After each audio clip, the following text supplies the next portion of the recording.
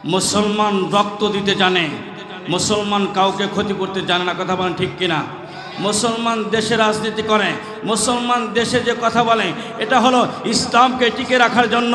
এই তৌহিদি মুসলমান ইসলামকে টিকে রাখার জন্য নিজের বুকের তাজা রক্ত ময়দানি দিয়ে প্রমাণ করে দেখায় দিবে এদেশ মুসলমানের দেশ।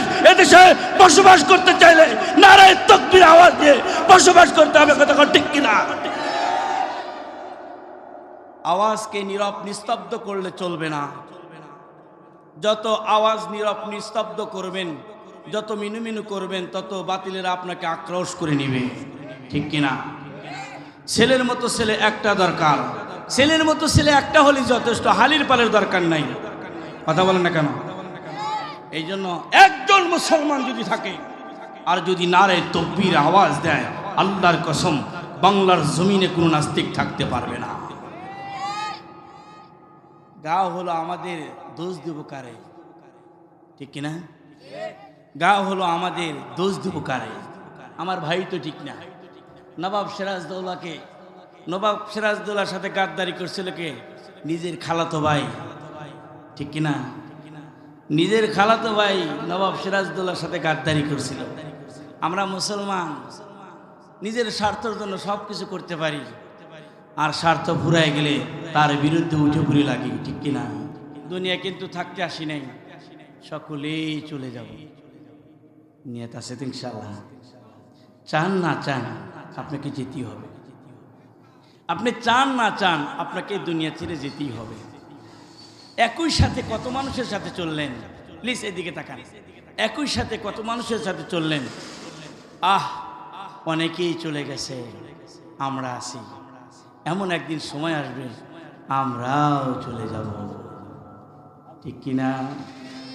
কোন দিন যেন আওয়াজ ওঠে, মিনহা খালাকনাকুম ওয়া ফিহা নুইদুকুম ওয়া মিনহা নুখরিজুকুম তারাতান উখরা। সূরা তাহার 55 নম্বর আয়াত। এই মাটি দ্বারা তোমাকে বানানো হয়েছে, আবার এই মাটির ভিতরে তোমাকে আসতে হবে, আবার এই মাটির থেকে আল্লাহ তোমাকে উঠাই দিবে। বাবার এই দুনিয়ার জমিনে কেউ থাকতে আসি নাই, আজ না হয় কাল চলে যাব। বাবা আসার যেমন সিরিয়াল আছে, যাওয়ার কোনো সিরিয়াল নাই। বাবারে রাত্রিবেলায় ঘুমিয়ে গেছি, ফজরের আযান হওয়ার আগেই চতুর্দিক থেকে আওয়াজ আসতেছে কি সুখ সংবাদ, মুফতি সাহেব দুনিয়ার জমিন থেকে চলিয়ে গেছে। আরে অনেকে বলবে, আরে গতকাল তো আমাদের মজমাই তো বয়ান করতেছিল, লোকটা তো ভালোই কথা বলতেছিল, লোকটা কেমনে চলিয়ে গেল?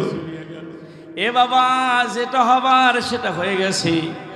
এই দুনিয়াতে কেউ থাকতে পারবো না। ও যুবক, এখনো সময় আছে, মজমায় বসিয়া যা। এখনো সময় আছে, মজমায় বসিয়া যা। কারণ জীবনের শেষ মজমা মনে করিয়া বসিয়া যাও, কাল কঠিন কিয়ামতের ময়দান যখন শুরু হয়ে যাবে, বাবারে এই মজমা তোমাকে জান্নাত পর্যন্ত নিতে পারে। কথা বলেন ঠিক কিনা? এ বাবা, আদর করে আল্লাহ তোমারে বানাইছে, জাহান্নামে নেওয়ার জন্য বানাই নাই।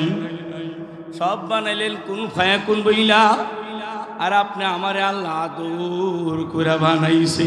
সুবহানাল্লাহ বলেন। আল্লাহ ফেরেশতা দ্বারা গলা পর্যন্ত বানাইলেন। ফেরেশতারা ডাক দেয়, কয় মালিক, এর পরের নমুনা তো আমরা জানি না, এর পরের নমুনা কি আমরা তো জানি না। আল্লাহ কয়, পরের নমুনা তো আমি আল্লাহ নিজে রাখছি, পরের নমুনা তো আমি আল্লাহ নিজেই বানাবো। সুবহানাল্লাহ বলেন। আল্লাহ সুন্দর করে মাথাটা গলার সাথে লাগাই দিলেন, সুন্দর করে মুখটারে বানিয়ে দিলেন, সুন্দর করে চোখটারে লাগাইয়া দিলেন, সুন্দর করে কপালটারে নেপে আর ডাক দেয়, কয় বান্দারে, এই কপাল দিয়ে আমার সেজদা দিবি। বান্দা, তুই যদি একবার এই কপাল দিয়ে আমারে সেজদা দিতে পারোস, আমি আল্লাহ তোর জীবনের একটা গুনাহও রাখবো না। এ আল্লাহর বান্দারা, তোমরা যেই মুহূর্তে কপালটা জমিনে লাগাইয়া আমার মালিককে ডাক দাও, আমার মালিক বলেন ডাক দিতে দেরি করছ, বান্দা তোর জীবনের গুনাহ মাফ করতে দেরি করি নাই। চিল্লা কান্না মারহাবা। এ বাবা, এখনো সময় আছে, আয় না বাবা, একটু মজমায় আয়, একটু বস না বাবা, একটু বস না বাবা। ওলামায়ে কেরামের মুখের দিকে তাকায় তাকায় থাক, কারণ মায়ার নবী বয়ান করছেন ওলামায়ে কেরামের মুখের দিকে যারা তাকায় থাকবে তাদের জীবনের সগীরা গুনাহগুলো মাফ হবে। আর যদি তাকায় তাকার বলে মালিক নবীরে কোনোদিনও দেখি নাই, নাইবে নবী বসে আছে, নাইবে নবীর দিকে তাকায়া তাকায়া চোখের কোড়া দিয়ে পানি ছেড়ে দিয়ে কান্দে। আমার নবী থাকলেও তো এমন বয়ান করতো। আরে আমার নবী তো নাই, নবীর নায়েবরা বসে বসে বয়ান করতেছে। আরে যারা বয়ান শুনতেছে দিলে দিলে তওবা করে আর বলে নবী তোমার আমরা দেখি নাই, কিন্তু তোমার নায়েবে নবীর দিকে তাকায় আসি।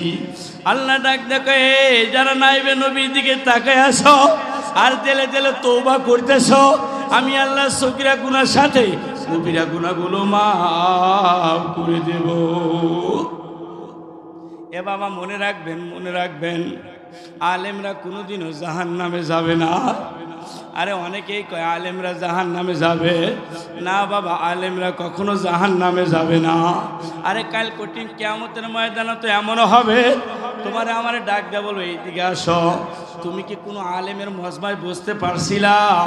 কয় আল্লাহ আমি তো আলেমের মজমায় বসতে পারি নাই। কয় তাহলে মনে করে দেখো যারা আলেমের মজমায় বসছিল তাদের সাথে বসছো কিনা? কয় তাও তো বুঝতে পারি নাই। কয় মনে করিয়ে দেখো যারা আলেমের মজমায় বসছিল তাদের সাথে বসছো কিনা? কয় না। কয় মনে করে দেখো তাদের সাথে বসছো কিনা? লোকটা শেষ পর্যায়ে বলবে মালিক মনে হয় আমি বসছিলাম। মনে হয় যে বসছিল, এই কথা বলতেছো, যাও এর ইজ্জতের খাতিরে আমি আল্লাহ তোমারে মাফ করে জান্নাতি বানিয়ে দিলাম। এই জন্য বাবা আলেমদের মজমায় বসতে পারলেও লাভ, ও বাবা বসতে পারলেও লাভ। বাবারে তোরে পায়ে ধরে কই দুনিয়াতে কিন্তু থাকতে পারবি না বাবা। এই যে অনেক যুবক আছে নামাজ পড়ে না, অনেক যুবতী আছে পর্দায় থাকে না, অনেক যুবক আছে সুদের সাথে জড়িত, কতক্ষণ ঠিক কিনা?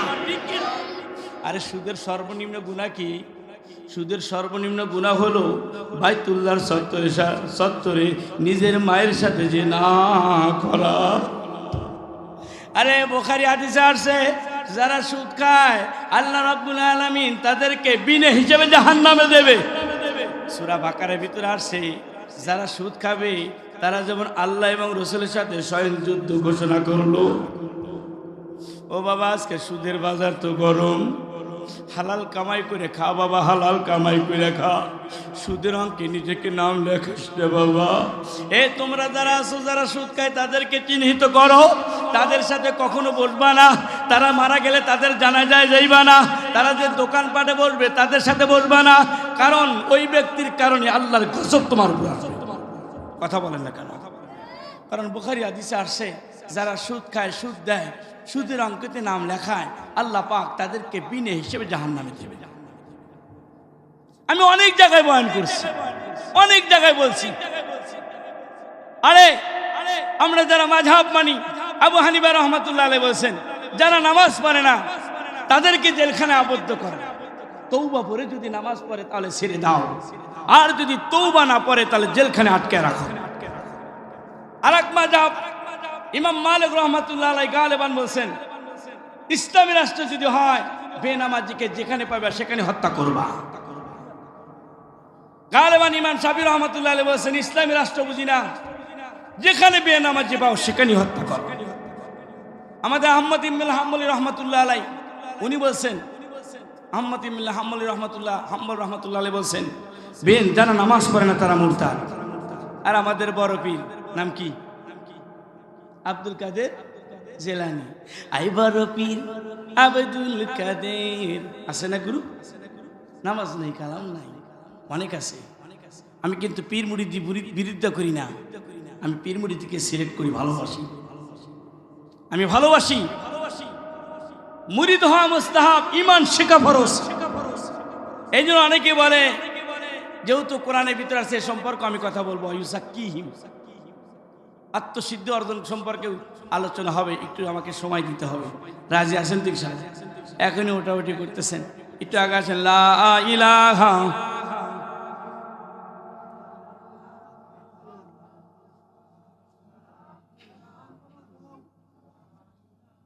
লা ইলাহা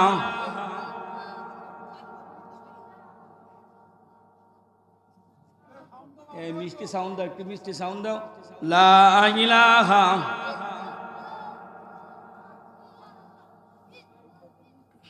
লা ইলাহা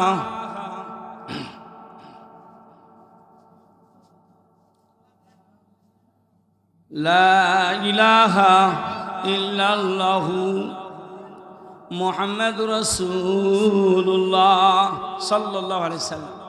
তাহলে আমাদের আব্দুল কাদের জিলানী রহমতুল্লাহ আলাইহির ফতোয়া কি? যারা নামাজ পড়ে না, উনি বলছেন যারা বেনামাজি হয়ে মারা যাবে, নামাজ পড়ে না, তাদের জানাজায় কোনো মুসলমান অংশগ্রহণ করবে না।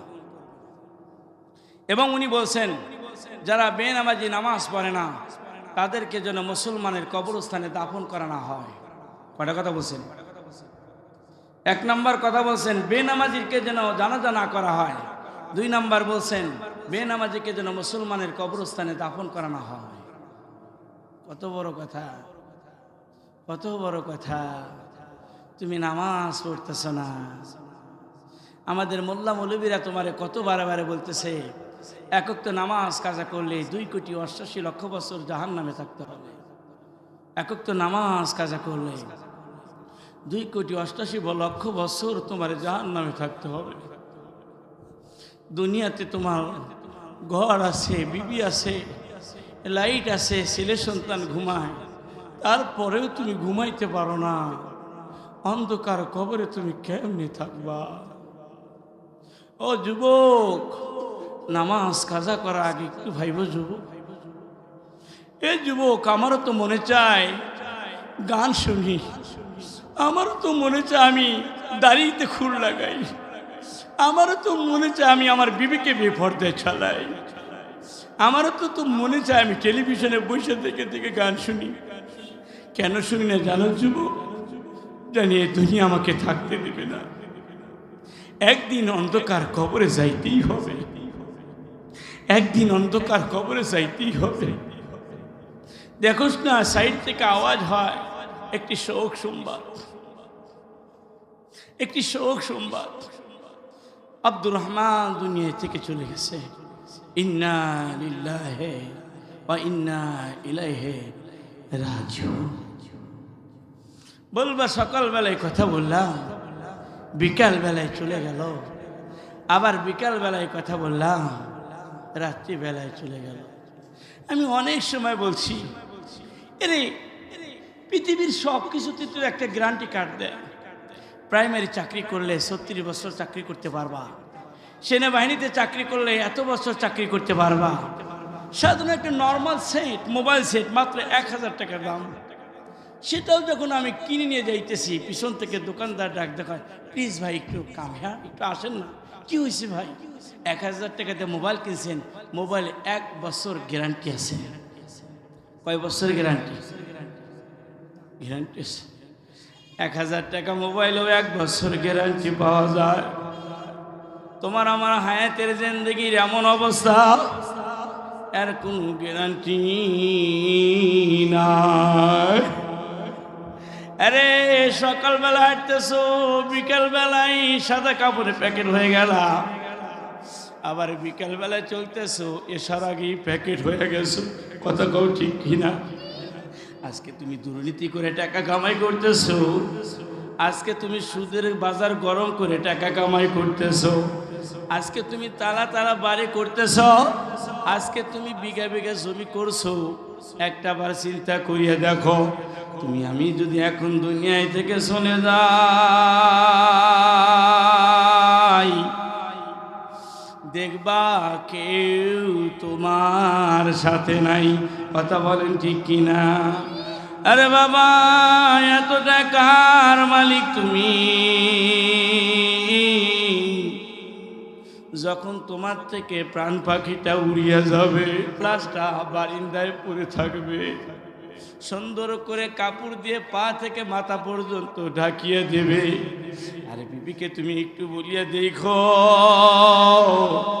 তোমার জন্য আমার মাকে আমি গালি দিলাম, তোমার জন্য আমার বাবাকে আমি মারতে গেলাম। ও বিবি, আমি যেদিন দুনিয়ায় থেকে চলে যাব, তখন তুমি কি আমার সাথে যাইবা নাকি? বিবি বলবে, স্বামী এমন করে আমারে কথা বলিও না, আমি তোমার সাথে যাইতে পারবো না। কথা বলেন ঠিক কিনা? বাবারে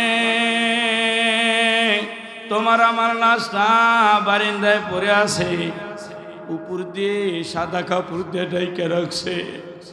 এক শ্রেণী মানুষ মসজিদে গিয়ে খাটলি নিয়ে আসতেছে বাবা, আর এক শ্রেণী মানুষ তোমার জন্য বড়ের পাতা পাড়তেছে, আর এক শ্রেণী মানুষ তোমার জন্য বাজারে গিয়ে বাঁশ কাটতেছে, আর এক শ্রেণী মানুষ তোমার জন্য মশারি খানা টাঙাইতেছে।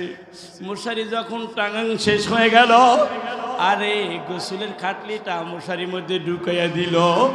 এরপরে কয়েকজন তোমারে ধরাধরি করিয়া গোসলের খাটলির উপর শোয়াইয়া তোমার জীবনের শেষ গোসলটা করানোর জন্য প্রস্তুত হয়ে গেছে। গায়ের ভিতরে যত কাপড় ছিল খুইলা খুইলা নিতেছে, মাঝে একটা সুতা ছিল সেটাও কিন্তু কাটিয়ে নিছে। তোমার দেহটা পুরা উলঙ্গ।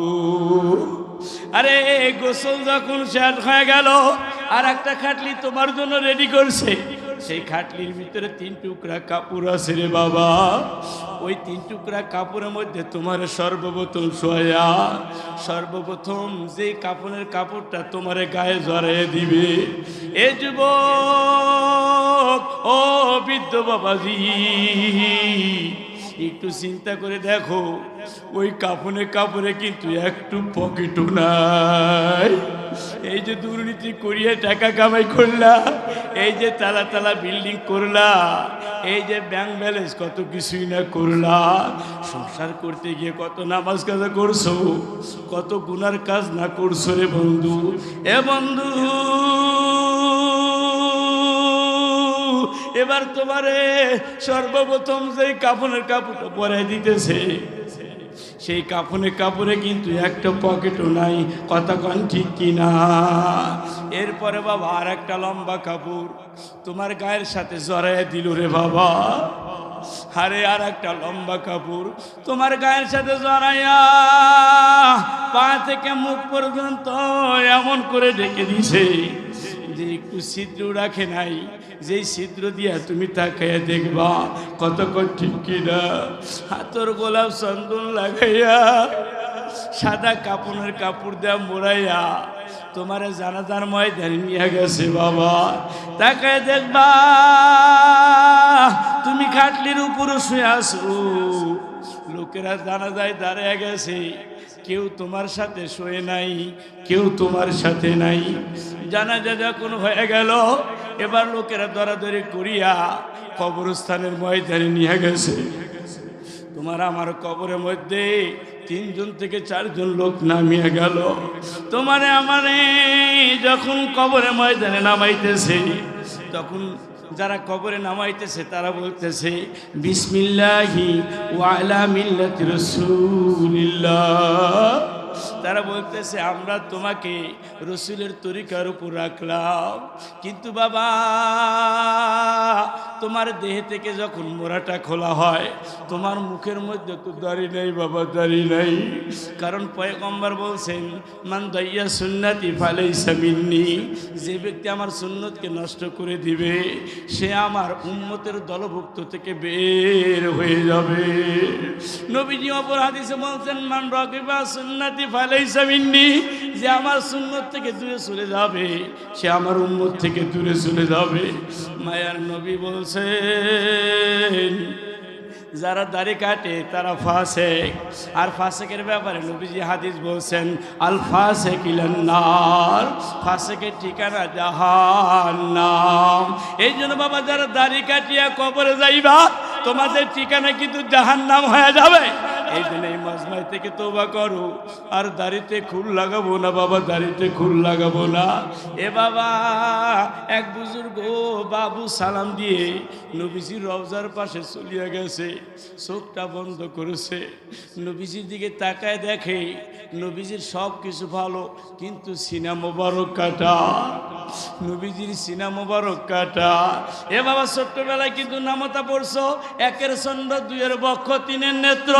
আরে দুনিয়ার মানুষ তো জানে নেত্র মানে চোখ, তাহলে তিনের নেত্র, 3 নাম্বার চোখ কই পাইলা? আরে 3 নাম্বার চোখ দ্বারা বোঝাইছে এটা হলো কাশফ। কাশফ যারা আল্লাহওয়ালা হয়, যারা বুজুর্গ হয়, আল্লাহ তাদেরকে 3 নাম্বার চোখ দান করে, সেই চোখটার নাম হলো কাশফ চোখ।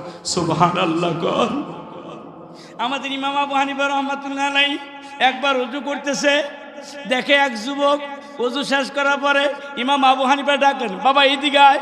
কি হয়েছে হুজুর? বাবা, তুমি যে জিনা করো, জিনার কাজটা বন্ধ করিয়া দিও। কয় হুজুর, আমি জিনা করি আপনি কেমনে জানলেন? কয় বাবা, তুমি যখন ওযু করতেছিলা, আমি তখন তোমার দিকে তাকায়াছিলাম, আমি দেখতেছিলাম তোমার ওযুর পানির সাথে সাথে জিনা করার গুনাহগুলো ভেসে যাইতেছে। আরেকজনকে ডাক দেবেন, এদিকে আস, এদিকে আয়। কি হয়েছে হুজুর, ডাকেন কে? এই তুমি যে চুরি করো অভ্যাসটা বাদ দিও। হুজুর কেমনে জানলেন? কয় তুমি যখন ওযু করতেছিলা, আমি দেখতেছিলাম তোমার ওযুর সাথে চুরি করার গুনাহগুলো ভেসে যাইতেছে। এক মিনিট ডাক দেখো, হযরত বুঝলাম না, আপনি কেমনে বুঝতে পারেন ওযু করার পানির সাথে চুরি করার গুনাহগুলো ভেসে যায়? আবার আপনার সাথে একদিন চলতেছিলাম, আপনি বলেন কবরের পাশে একটু দোয়া কর, এই কবরের মধ্যে আল্লাহ আযাব দিতেছে।